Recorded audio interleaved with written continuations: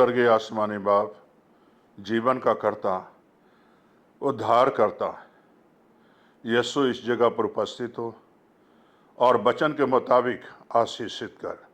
ये प्रार्थना यीशु के नाम से मांगते हैं, आमीन। मेरे प्यारे भाई बहनों, अभी आपके सामने रोमियो के खत 7 बाब उसकी 7 आयत पढ़ेंगे। यहाँ इस तरह लिखा है, तो हम क्या कहें, क्या व्यवस्था पाप है? कदापि नहीं। वरन व्यवस्था यदि न कहती कि लालच मत कर, तो मैं लालच को ना जानता। मेरे प्यारे भाई और बहनों, यहाँ इस वचन से हम क्या सीखते हैं?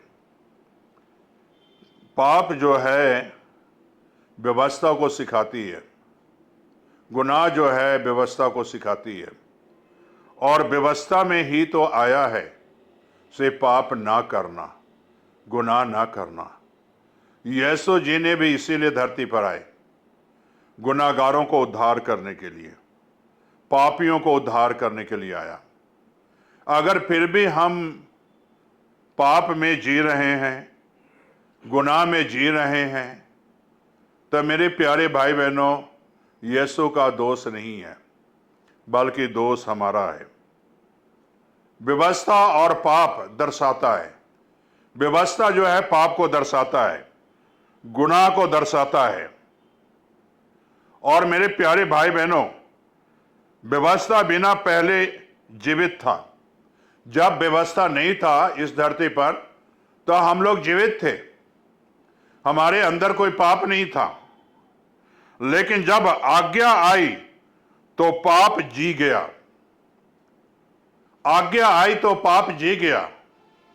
अदन की वाटिका में आदम हवा को परमेश्वर ने आज्ञा दिया, ये सारे वृक्ष का फल खाना, लेकिन इस भले बुरे वृक्ष का फल नहीं खाना। आज्ञा दी। और मेरे प्यारे भाई और बहनों, एक व्यवस्था दी गई, लेकिन आदम हवा ने इस चीज को तोड़ा और पाप जीत गया, गुनाह जीत गया। और मेरे प्यारे भाई बहनों, हम सब मर गए। आज्ञा जीवन है। जब तक आदम हवा माना तो जीवन था, और जब नहीं माना, व्यवस्था आई, तो आदम हवा भी मौत का स्वाद चखे। आज्ञा जीवन है।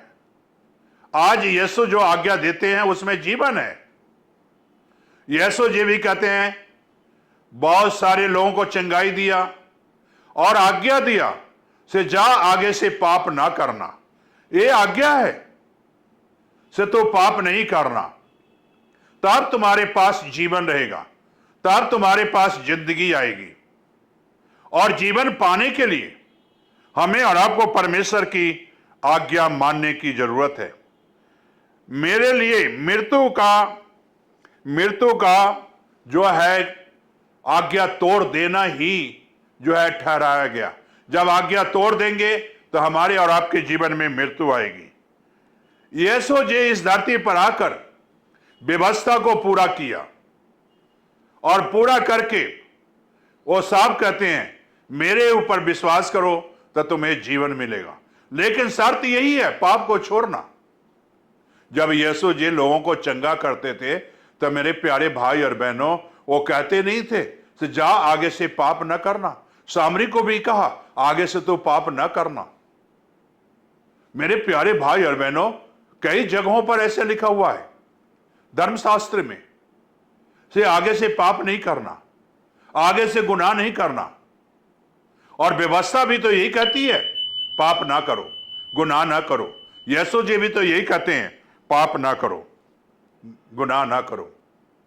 लेकिन मेरे प्यारे भाई और बहनों, यीशु जी ने व्यवस्था को पूरा किया और अपना जीवन दिया ताकि आप जिंदगी पाए, यीशु के खून से धुल जाएं और आपको जीवन मिल जाए। जो भाई बहन इतना जानते हैं मैं पापी हां, मेरे उत्ते दया कर, तरस खा, तो यीशु तरस खाने वाला परमेश्वर है, पापों को क्षमा करने वाला परमेश्वर है। गुनाहों को क्षमा करने वाला परमेश्वर है। इसलिए मैं इतना ही कहना चाहता हूं, पाप में ना जियो। व्यवस्था गुनाह को दर्शाता है।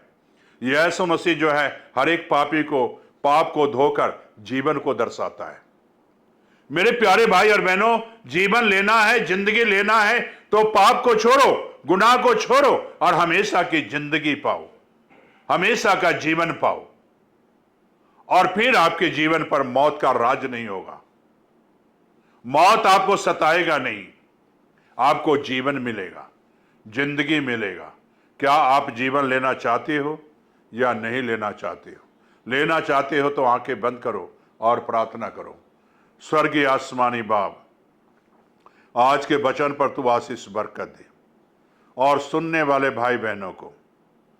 व्यवस्था तो पाप को दर्शाता है, गुनाह को दर्शाता है, लेकिन यीशु तो व्यवस्था के कार्य को पूरा करके अपने बच्चों को जीवन देता है, जीवन दान देता है, जिंदगी देता है, ताकि तेरे नाम की महिमा मिले। ये प्रार्थना यीशु के नाम से मांगते हैं।